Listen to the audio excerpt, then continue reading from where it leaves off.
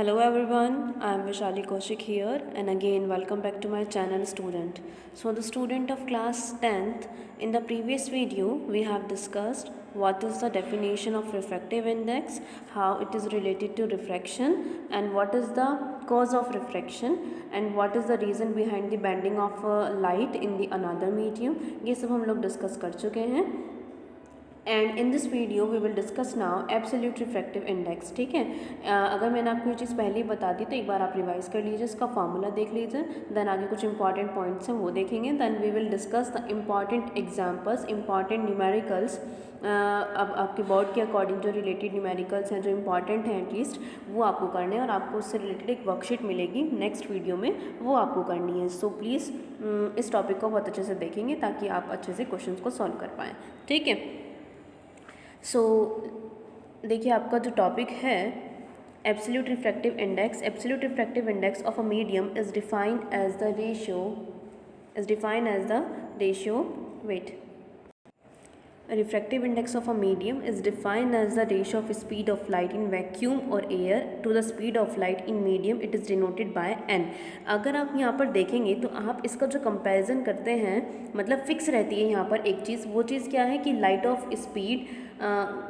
Speed of light in air और vacuum. That means जो आपका c की वैल्यू है, आप ये जो c जानते हैं, c की वैल्यू कंफर्म होती है ना 3 × 10⁻⁸ स्पीड ऑफ लाइट की अगर हम बात करें ये फिक्स रहती है. तो ये कहाँ पर होती है, एयर और वैक्यूम में. तो एयर के साथ आप जो भी मीडियम लेंगे उसके साथ जब आप रेशो निकालते हैं तो ये आपका एब्सोल्यूट रिफ्रैक्टिव इंडेक्स कहा जाता है.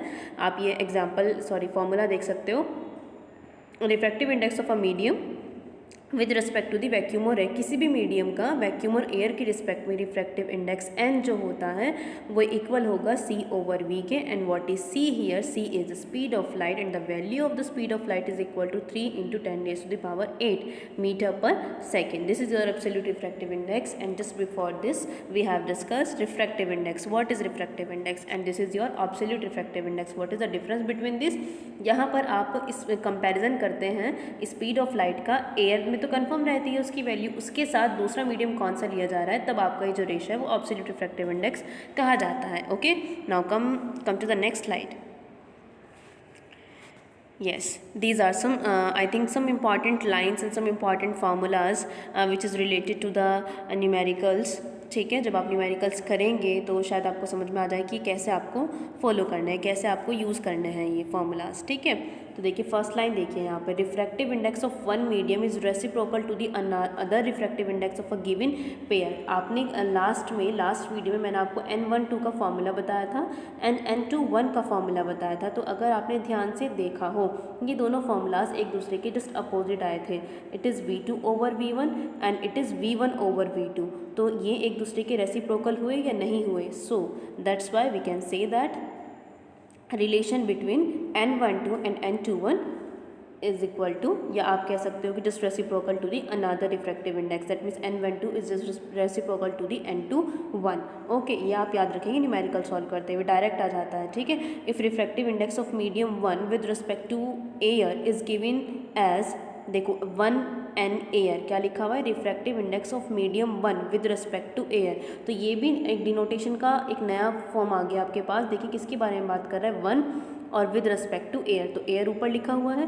ठीक है, and if refractive index of medium 2 आएगा यहाँ पर, ये थोड़ा मिसप्रिंट हो रहा है, थोड़ा मिस हो गया यहाँ पर मुझसे. Medium 2 with respect to air is given as 2n air. मतलब जैसे मतलब आपकी फर्स्ट लाइन थी ना, सेम आपकी सेकंड लाइन है, सिर्फ यहाँ पर मीडियम 1 है और यहाँ पर मीडियम 2 है and the common medium is air. दो मीडियम अलग अलग मीडियम लिए गए हैं और दोनों का कंपैरिजन एयर से किया गया है. Then refractive index of medium 1 with respect to 2. अगर अब आपसे पूछा जाए कि 1 और 2 का रिफ्रैक्टिव इंडेक्स बताइए तो कैसे बताएंगे. Refractive index of medium 1 with respect to 2, तो देखिए ऊपर क्या आएगा, 1n air over 2n air is equals to 1n2. Clear होगा. तो आप इन छोटी छोटी चीज़ों को ध्यान रखेंगे बिकॉज यही लैंग्वेज यूज़ होने वाली है न्यूमेरिकल्स में. आपके लिए मैं दोबारा बोल देती हूँ कि लाइन एक्चुअली है क्या. यहाँ पर रिफ्रैक्टिव इंडेक्स लिया गया, यहाँ पर रिफ्रैक्टिव इंडेक्स लिया गया 1 मीडियम का, किसके साथ, एयर की रिस्पेक्ट में। फिर सेकंड कोई दूसरा मीडियम ले लिया गया, वो भी किसके साथ, एयर के साथ।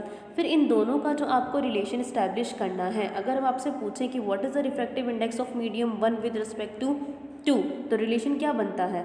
अगर अब आपसे इन दोनों का ना पूछ करके इन दोनों का रिफ्रैक्टिव इंडेक्स, इन दोनों का कंपैरिजन कराया जाए, तो आप क्या लिखेंगे, पहले क्या लिखा है, रिफ्रैक्टिव इंडेक्स ऑफ मीडियम 1, तो ऊपर यही वैल्यू आएगी 1 n air, and upon with respect to 2 and air. तो in short we can say that 1 and 2. Clear है। किसका बताना था, refractive index of 1 with respect to 2 की डिनोटेशन है अलग अलग फॉर्म में। तो वैसे मेन फार्मूला ये था आपका, जो हमने पीछे डिस्कस किया था, वो तीनों फार्मूलाज हैं, और वही उसी टाइप के क्वेश्चंस आपको नेक्स्ट वर्कशीट में करने हैं। ठीक है, वर्कशीट में आप लोगों को ये क्वेश्चंस करने हैं। आई होप आपको समझ में भी आ रहा होगा कि कैसे आपको सॉल्व करने होंगे। अभी आगे और ज़्यादा क्लियर जो हो जाएगा वो आपको उसमें देखने से पता चल जाएगा क्वेश्चन से। मैं भी एक सॉल्व कराऊंगी क्वेश्चन आपको। ठीक है, लास्ट वाला पॉइंट देखिए, refractive index of diamond is the highest till date, it is 2.42। It means, wait, इसको हम ऊपर कर देते हैं। It means speed of light is, देखिए यहाँ पर ना थोड़ा सा मुझसे लेटर जो है वो मुझसे हो गया है, तो it means light of speed time less in diamond, मतलब यहाँ पर दिखाया हुआ है दैन इन वैक्यूम। ठीक है, मतलब जितना आपको बताया गया था ना, रिफ्रैक्टिव इंडेक्स अगर हाई है तो रिफ्रैक्टिव इंडेक्स हाई होने का क्या मतलब है कि स्पीड ऑफ लाइट क्या हो जाएगी, इतने ही टाइम्स क्या हो जाएगी, लेस हो जाएगी, क्योंकि स्पीड ऑफ लाइट कम हो जाती है डेंसिटी ज़्यादा रिफ्रैक्टिव इंडेक्स होने की वजह से। रिफ्रैक्टिव इंडेक्स अगर ज़्यादा होगा तो वहाँ स्पीड ऑफ लाइट ऑटोमेटिकली क्या हो जाएगी, कम हो जाएगी। तो यहाँ पर जितना इसका ये है आपका रिफ्रैक्टिव इंडेक्स है, उतने ही टाइम ये लेस हो जाएगी डायमंड में अंदर, क्या डायमंड के अंदर स्पीड ऑफ लाइट उतने ही टाइम्स लेस हो जाती है। क्लियर है, ये कुछ इंपॉर्टेंट पॉइंट्स थे जो आपको याद रखने हैं। Okay, now we will do a important question just related to this topic. बहुत ईजी है। What is the question here? The speed of light in air is 3 × 10 raised to the power 8। तो आप इसको ऐसे लिख सकते हैं, देखिए इसको लिखने में ये बात आएगी 3 × 10 raised to the power 8 metre पर second, that is this. And the speed of light in water is 2.26 × 10 raised to the power 8 metre पर सेकेंड।